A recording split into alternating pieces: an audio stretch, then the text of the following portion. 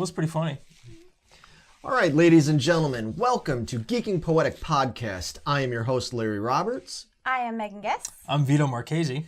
And this is some geeky motherfucking news. It certainly is. Welcome to prime time, bitch. Yeah, so this is the first episode of our new geeky news segment we're going to be doing from time to time, trying to inform you guys about a lot of stuff you might not know or things you just like to talk about, things that are hot topics in the whole geeky world of things. And there's a lot of stuff going on lately. But before we get into that, we want to say a big thank you to our two new Patreons, Keith and Alexander. See their names right over there. Thank you so much, guys, for chipping in and helping us out. We really appreciate it. Anybody else that would like to help us out, we totally appreciate it. And you can find links for all that stuff down below. Of course, as always, we're going to want your comments and your input on all this stuff because a lot to talk about this week. Oh, yeah. Yeah. Busy week. Yeah. As some of you might know, San Diego Comic-Con 2018 just recently wrapped up not long ago. Yeah, a lot of interesting new stuff came out of that one. Oh, yeah. Yeah, lots of stuff. There's a lot of good stuff, some not so good.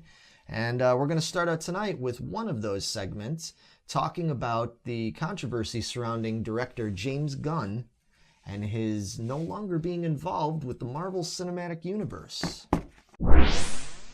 It was revealed just before the weekend and at the start of San Diego Comic-Con 2018 that director James Gunn has been fired from directing Guardians of the Galaxy 3 and will no longer be associated with that, nor an executive producer on Avengers 4, or have anything more to do with the Marvel Cinematic Universe or Disney films. It's also worth noting that Gunn was also supposed to be at the helm of future space-based installments in the Marvel Cinematic Universe, such as a possible Nova film and others like it, otherwise referred to as the Marvel Cosmic Universe.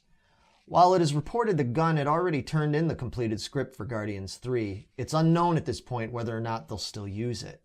And while there hasn't been any officially announced replacement for Gunn, many rumors are circulating that Thor Ragnarok director Taika Waititi, sorry if I didn't pronounce your name correctly, may take up the task. And his style and tone would closely fit the necessary role for directing a new Guardians film. All of this controversy seems to stem from old tweets that Gunn had posted over a decade ago in an admitted effort to be edgy and shocking, but ultimately still intended to just be nothing more than bad humor. Disney was made aware of these tweets back when they first hired him, but at the time, Gunn had apologized for the inappropriate humor and all seemed fine. That is until a blogger last week decided to resurrect the tweets and make an issue out of it. And given the current climate online regarding such things, Disney reacted quickly and negatively and fired Gunn the very next day. Many people, including some of the cast and crew from the MCU, have defended Gunn, stating that while they don't condone the tweets, he had long since apologized for posting them and don't feel he should be persecuted for them now. Many on the net are also backing these sentiments, as well as pointing out the fact that Gunn had recently been very outspoken about his political opinions, particularly against the president. And some are theorizing that this could also be playing into Disney's decision to axe Gunn. While we'll never likely know for sure, what does seem certain is that Gunn's days of involvement with Disney and Marvel are at an end and probably won't be changed. So my question to all of you out there is, how do you feel about this? Does his firing affect the future of Guardians 3 in a negative way or a better way? Does it affect the Marvel Cinematic Universe? Does it affect the whole Marvel Cosmic Universe that they were talking about doing? Let us know in your comments below because we really want to know your input on this. And I think us here at the show, we don't really know how to feel about it, but please let us know. I mean, this is a hot topic right now. Unfortunately, there is no perfect answer for any of this, I think. You know. It's unfortunate, but I mean, he apologized for it. I'm not sure why they got to fire him for it, you know? It's not like Disney already knew about it. Yeah. They already researched and everything, and they decided to hire him in the first place. That's my issue. Well, it just shows the knee-jerk reaction of things nowadays, you know? It's a different world. If things were the way they are now 10 years ago, I have a feeling they never would have hired him in the first place. Probably. Unfortunately, bad humor, inappropriate humor gets you there nowadays, folks. Right or Hey, wrong. Disney's not innocent either. I mean, if you look at the original Little Mermaid VHS box art, there's a huge fucking dildo in the palace. There is. Doesn't the dust or whatever spell out sex or In something? Lion in King, I Lion believe. King. In Lion King, yeah. There's all sorts of that shit floating around. So, Disney, you are not immune. You also put out The Last Jedi, and you've got that to answer for. I still think this all comes back to The Last Jedi. They're so knee-jerk reacting about everything now since that was such a fucking failure. But I digress. So let's move on to happier news subjects. There's a lot of other cool stuff that came out of the Comic-Con this year. So Megan, why don't you tell us? Well, while Disney was dealing with the aforementioned controversy regarding James Gunn, they took a more subdued backseat this year at Comic-Con, hardly offering anything new and revealing coming up soon in the Marvel Cinematic Universe. What we did get instead was quite a few new trailers and information regarding the upcoming films from DC Comics. One of the first notable things announced at Comic-Con was the DC Extended Universe has officially named its movie brand as Worlds of DC. While for years the films had been referred to by many as the DCEU, much like Marvel's MCU, that was never an officially coined term by DC and was really just something that fans and journalists had adopted. So, from now on, all DC Universe films will be included under the Worlds of DC umbrella, regardless of whether or not the stories are connected or not. There are also many panels, trailers, and new information coming from Hall H this year regarding the upcoming DC films, which includes Aquaman, starring Jason Momoa, which premieres December 21st, 2018 in the US, Shazam, which premieres April 5th, 2019, and the eagerly anticipated Wonder Woman 1984, which opens November 1st, 2019. Many have noted that the trailers shown, particularly in regards to the one for Shazam, feature a tone that is more light and fun than we've seen from DC in recent years, where they've tried to take their characters into a more darker territory with arguably very mixed results. One of the more interesting bits of the info to note regarding the new Wonder Woman film is that Chris Pine will be returning as a Steve Trevor character once again. What's not certain is exactly how they plan on bringing him back, since the character was killed off in the first Wonder Woman film, which was set during the earlier part of the 20th century. Director Patty Jenkins and Pine were both tight-lipped regarding how they plan on bringing the character back for the sequel. Perhaps even more controversial and of greater concern is the fact that Chris Pine has a new girlfriend. But you're not happy about that one.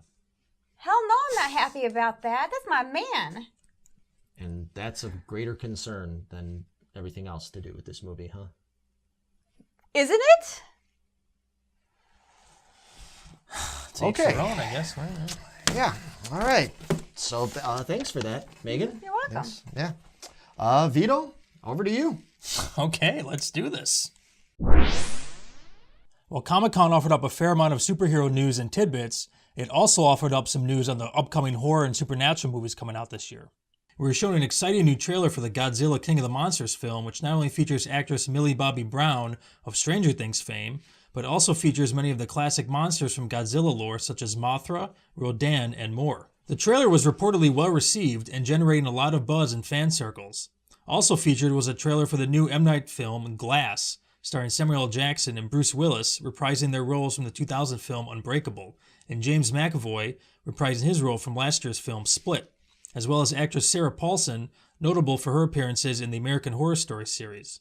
This is the first time M. Night has done a sequel of sorts to any of his previous stories, crossing over the Unbreakable and Split films after it was revealed at the end of the later movie that both films occur in the same storyline universe. Glass is due to be released January 18th, 2019.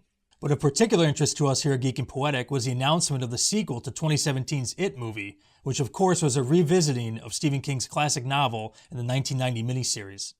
The 2017 film did extremely well at the box office, seemingly exceeding most expectations and leaving many hoping for more to come. It was revealed that filming on the sequel began on June 19, 2018, and the film will mainly focus on the adult versions of the Losers Club coming together to once again take on the evil entity known as Pennywise the Clown. We're told, though, that the younger versions of the characters will also appear in the film, mainly through flashback sequences, which is keeping pretty much in line with the way it was done in the original miniseries. Much to the pleasure of many fans who lobbied for it, the role of adult Beverly Marsh was given to actress Jessica Chastain, with the aforementioned James McAvoy playing the role of Bill Denbrough. Jay Ryan as Ben Hanscom, Bill Hader as Richie Tozier, James Ransone as Eddie Spaghetti, and Andy Bean as Stan Uris. Of course, the amazing Bill Skarsgård will return again to scare the shit out of everyone as Pennywise, and director Andy Muschietti is promising that the new film will be much more scary and even darker than the first one, warning people to be prepared to expect to be scared shitless. The film has a projected release date of September 6th, 2019. So, that's some good horror news, I guess, right? Yeah, Absolutely. James McAvoy sounds like he's going to be a busy man. Oh, yeah. Yeah, he's a great actor, man. He's done a lot of good stuff. Oh, yeah. That's a hell of a cast that they've got. Fuck yeah, it is, dude. That first It movie was kind of a surprise. Of course, we can't talk about that too much yet because we've still got that coming up soon. We're going to be talking about more Stephen King stuff. But let's just say, yeah, I think all three of us are pretty excited that there's going to be a part two. I can't wait. Yeah. That's going to be awesome. It's going to be great. All right. Well, with that, I think we are going to say goodbye and good night. We will be back soon with more news for you. And again, please like, comment, subscribe. Definitely let us know what you think. Let us know if there's any news stuff going on that you'd like us to look into and talk about. We're always here to listen to you. So, with that, signing out.